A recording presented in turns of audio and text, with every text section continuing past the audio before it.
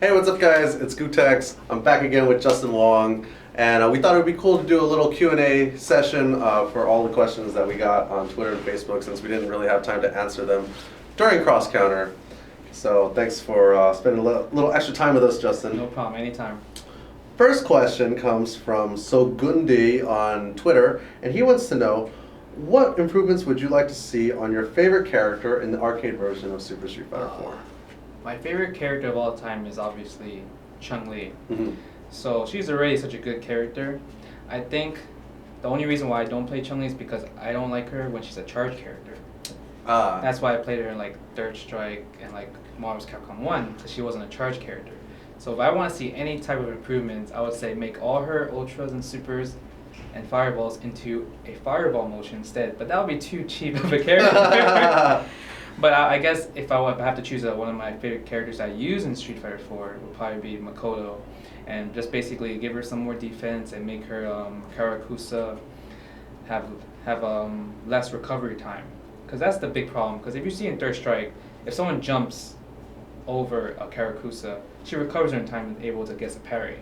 Mm-hmm. But in Street Fighter 4, when she whiffs it and they jump or backdash, she does like this, and then she has a taunt for some reason, and you get a free punish. So it's like at least a 3 to 4 second delay to punish her.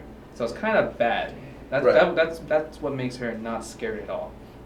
Because you're easily able to just like SOS on a backdash or SOS on a jump. So if they improve that so she can recover in time, then she would be a lot better. She would be what? Bottom mid tier? Bottom mid tier.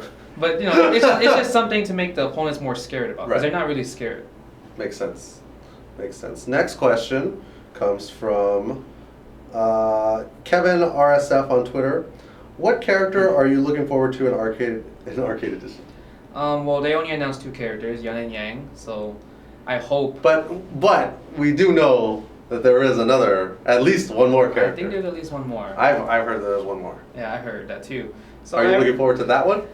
I hope it's Karen or Rolento, but for some reason I feel like they're not the character. Yeah, me too. So out of the characters that's already out, Yan and Yang. I played Yang when I was in Japan. I played the beta testing at the Big Box Arcade, the Takadano Baba, and I like Yang a lot, and I would consider him as a really good, solid mid-tier character.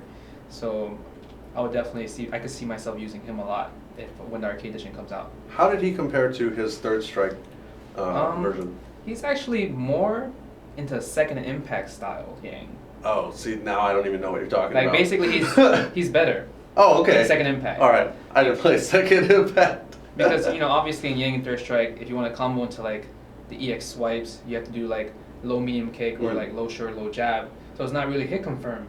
But in second impact, you could do like a low short into a low medium kick into the swipes. So it's a hit confirmable special. So they without having to burn your meter. Yeah, without burning your meter. So they gave him that in Super Street Fighter 4 Arcade Edition. And you know how when you command throw against female characters, you can get the free launcher kick? Yeah. You can do that against every character. How convenient. So yeah, that definitely helps a lot. And he has really good frame traps. So I think he's more into a second impact style Yang instead of Third Strike Yang. Mm-hmm. And how did he compare to Yun? I think Yang is a lot better than Yun, because the main point why Yun was good in Third Strike is because of the Genai-jin. Yeah. So in this game, it's a really big meter, so you can't really build meter that fast. Right. And obviously there will be at one point in time where you're going to be knocked down. You need to use an EX meter to get out of a situation. And then you're out of luck. Then you're out of luck for a super. Right.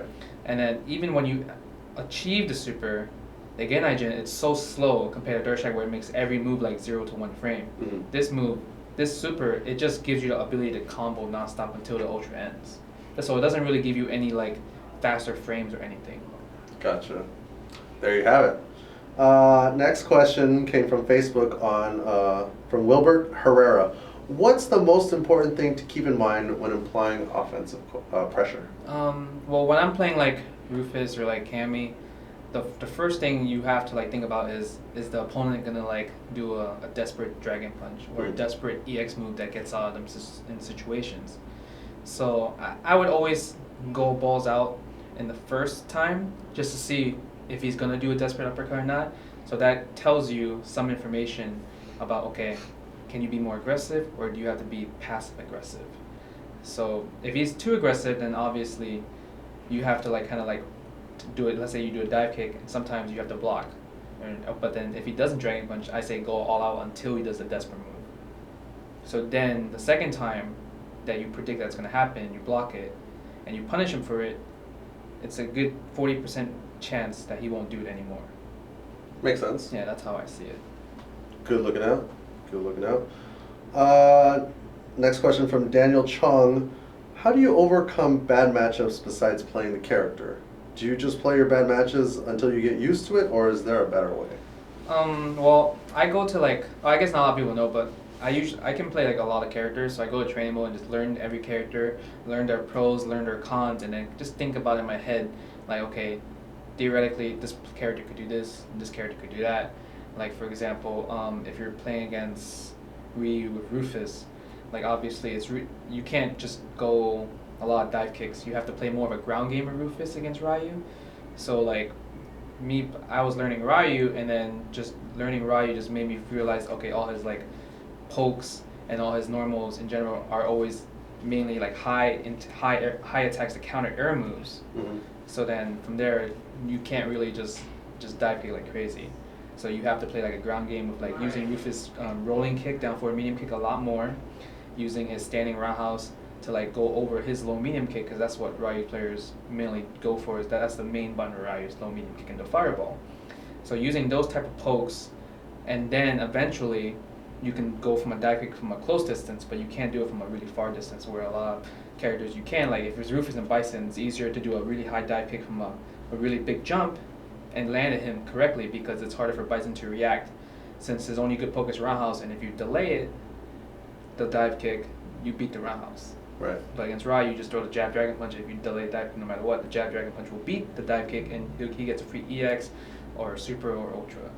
So thinking of it like that, I learn every character for like all the matchups. So it basically comes down to figuring out what the character you're trying to beat, what their best weapon is, and what your character can do against that best weapon. Yeah.